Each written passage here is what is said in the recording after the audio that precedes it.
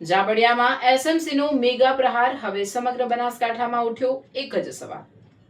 મોટા જુગારધામ પર દરોડા બાદ લોકો પૂછે છે, શું હવે સમગ્ર સિસ્ટમની કામગીરીની થશે સમીક્ષા? બનાસકાંઠામાં ચકચાર, અધિકૃત તપાસના આગામી પગલા પર સૌની નજર।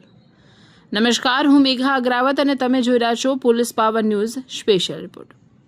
આજનો મુદ્દો માત્ર એક દરોડાનો નથી, આજનો મુદ્દો છે લોકોના મનમાં ઉઠેલા પ્રશ્નોનો। જાબડિયા ગામમાં સ્ટેટ મોનિટરિંગ સેલ દ્વારા કરવામાં આવેલી કાર્યવાહી બાદ સમગ્ર બનાસકાંઠામાં એક જ ચર્ચા છે, જો કાર્યવાહી એટલા મોટા પાયે થઈ તો શું હવે સમગ્ર ઘટનાની વહીવટી સમીક્ષા પણ થશે?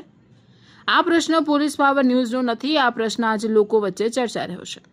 દર્શકો, 29 જુલાઈ 2026ના રોજ જાબડિયા ગામ નજીક એસએમસી દ્વારા જુગારધામ પર દરોડો પાડવામાં આવ્યો। ટૂંકમાં કાર્યવાહી પર નજર કરીએ। કુલ મુદ્દામાલ 60,26,600, રોકડ 1,46,100, 15 ફોર વ્હીલર અને 6 મોટરસાયકલ સહિત કુલ 21 વાહનો જપ્ત, 9 મોબાઈલ અને અન્ય સામાન પણ કબજે। 8 આરોપીઓની ધરપકડ કરીને ડીસા પોલીસને સોંપાયા।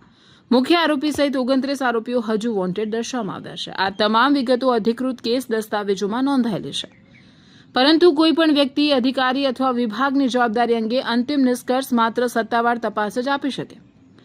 તેમ છતાં લોકોમાં ઉઠેલા પ્રશ્નોને અવાજ આપવાનું મીડિયાનું કર્તવ્ય છે। આજે બનાસકાંઠામાં ઉઠતા મોટા પ્રશ્નો, શું આ સમગ્ર ઘટનાનો વિગતવાર અહેવાલ ઉચ્ચ અધિકારીઓ સમક્ષ રજૂ કરવામાં આવશે? શું સમગ્ર ઘટનાની વહીવટી સમીક્ષા કરવામાં આવશે? શું સ્થાનિક સ્તરે ગુનાખોરી અટકાવવા માટેની વ્યવસ્થા અને બાતમીદારોના નેટવર્કનું મૂલ્યાંકન થશે? શું પેટ્રોલિંગ, દેખરેખ અને કાયદો વ્યવસ્થાની કામગીરી અંગે તથ્ય આધારિત સમીક્ષા કરવામાં આવશે? જો તપાસમાં કોઈ પ્રકારની વહીવટી બેદરકારી સામે આવશે તો શું નિયમો મુજબ કાર્યવાહી થશે? અને જો કોઈ બેદરકારી નહીં હોવાનું સામે આવશે તો શું તે હકીકત પણ પારદર્શક રીતે જાહેર કરવામાં આવશે?